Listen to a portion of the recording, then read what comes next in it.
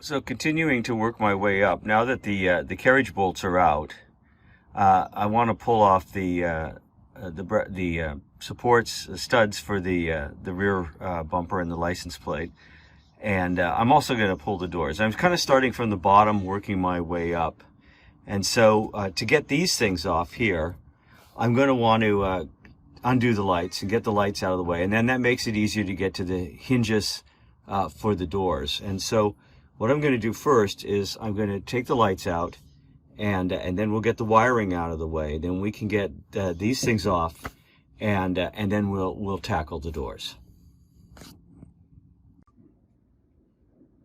Okay, so we want to remove these kind of cheap and nasty acrylic lights here that are on the doorpost. So we're going to have to do that to refinish the wood anyway. But they're acrylic. You can see they've the amber one has discolored, and the other side they're broken. And we're going to put some nice glass ones in there. To get these out, it's real simple. Typical Lucas little lights, beehive lights. You just get a screwdriver underneath the rubber and pry up the little trim bar, and then you remove the lens, and you can see some kind of screws hobbled in there. And you undo those, and you can pull that out. Then we'll disattach the wire from the back and pull that little section of rear wiring harness out of there after we get all 4 lights out.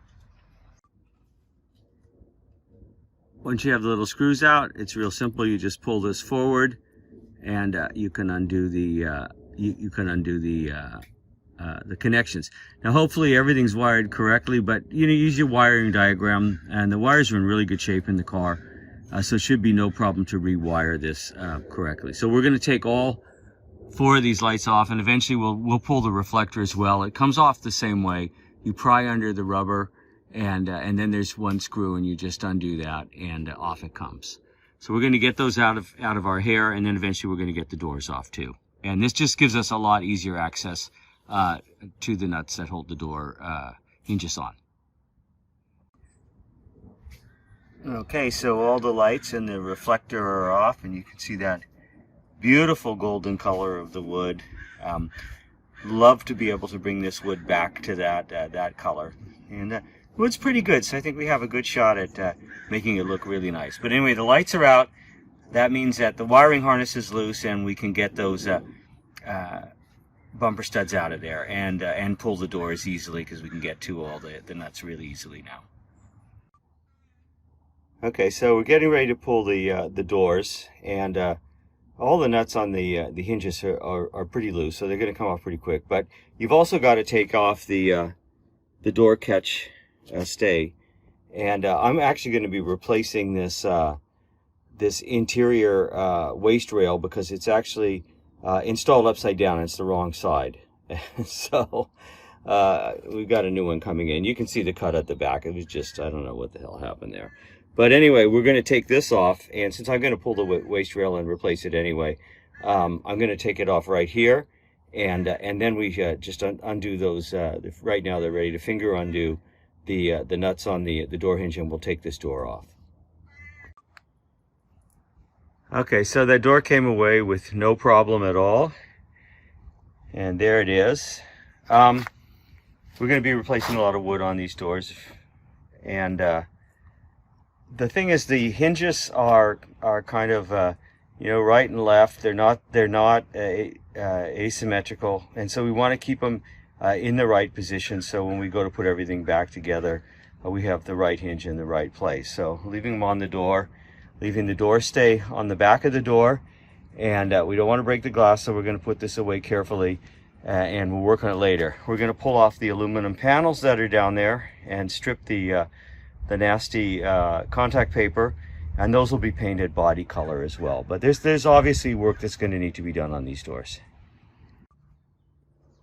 So I'm going to take off the studs that and brackets that hold the rear bumper, and it's fairly straightforward. There's one bolt that runs through the bottom of the spare tire compartment. There's 2 up here in the front. One at the top one holds the wiring harness in place. But what's sort of interesting is I'm finding that some of the hardware back here, and especially the coach stuff, is Whitworth, and which is the sort of pre-war and early post-war a British standard. And fortunately, I've got a lot of Whitworth tools because I work on some pre-war cars and early MGs, for example, and the early post-war Bentleys. And you have Whitworth. And I'm finding that just a few things, Whitworth seems to be what it was. I mean, that's what fits on here. Here's that back bolt there. It came out, and you can see it says BSF, British Standard Fine, on it. There, I don't know if you can. There you go. You can read that, British Standard Fine. So that's why the Whitworth tools worked on there. The lower bolt for the bumper stud was pretty corroded in there, and I didn't want to break the head. So that's where a impact wrench, hammer wrench, came in really handy and pulled it out. And you can see why it wasn't moving, even if you put a very, very large ratchet on there, or a breaker bar. But invaluable tool for stuff like this. A bit of heat and impact. There you go. Okay, so the rail's out of the way. Balance is off the rail. We've got all that done. We want to get these support sections for the rear posts out of here, and they're attached to this. And in any case, we're going to be recovering this whole back area, and repainting that interior there so it's all blue as it would have originally been. So we're going to want to take off this back deck here and get some access into things, and we'd have to take off all these strips anyway. So that will allow us then to pull up those two rear post supports, and eventually we can get in there and install a new railing. But so we have to undo things. To take this thing off, it's got, in this case, some hex head bolts in the back there that are wood screws that go into a big wood section in the center, and then it's got some machine screws that go into the metal of this bar. And so we're going to want to undo all of those, get those out of there, and then you'll see there's a center column that comes through here that attaches this to the back, and we're going to want to disattach this section here. So we got a lot of screws and a few hex head bolts to get undone, and then we can pull this decking off. Okay, so I've taken off the top sheet of plywood, and I took off that black bottom sheet of plywood, and this just gives you an idea of what it looks like. Half of it there opened up, and half of it still, well, with the plywood covering. And obviously we're going to get rid of the black carpet over the wheel wells there, and you can see the blue paint, which is what we're going to bring it back to. Okay, once the top wood and then this black painted plywood is out, this is sort of what you have in the back there. There's some straps. I'm guessing that's for the jack and the tools. And everything looks pretty solid back here. It's really, really nice looking. I mean, obviously it's got to be vacuumed and cleaned up. And I want to get rid of that black overspray that was put down there and bring it back to blue. But it looks pretty good to me. And so what this bar here, attached up to the bar across the front here, that is then spot welded onto the supports for the back post. And obviously we got to get that out of there, and then work at freeing these up a little bit, and so that we can get that new rail down there. But the rail has to be treated, and it has to then be varnished, and so a lot of stuff has to happen to it before we can even think about putting it into place. And we still have some work to do back here, but I'm very, very pleased with the way things look here. Freeing up the bolts from the captive nuts that hold these rear post supports was basically kind of a nightmare, because there was enough rot there that bolts were pretty fused into those nuts, and then when we tried to remove them, the little welds that hold the captive nuts in place just basically broke. So it's hard to get in there and grind those things because they're sort of stuck in a channel here. So what I ended up doing is drilling out the bolt head. Then once I had it drilled down, chisel it, and then they basically dropped off, and now we can take this part out.